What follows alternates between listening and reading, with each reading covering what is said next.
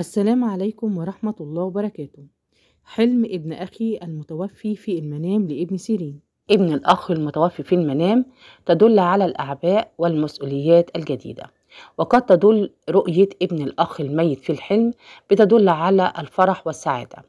من رأى ابن أخيه المتوفي يبكي في المنام بيدل على حاجته للرعاية والاهتمام. أما إذا حلمت أن ابن أخيك الميت يبتسم لك فهذا يدل على حسن الرعاية له. أما إذا رأيت ابن شقيقك المتوفي يصرخ في المنام بيدل على تعرضه للقهر والعذاب بغياب أبيه.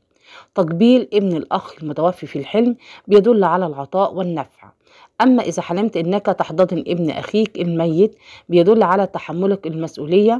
ومن رأى أنه يحمل ابن أخيه الميت في المنام فإنها تزداد الأعباء على عاتقه. أما إذا رأيت أنك تضرب ابن أخيك المتوفي في المنام فإنك ترشده وتنصحه. ومن رأى أنه يعطي هدية لابن أخيه الميت في الحلم فإنه ينفق عليه.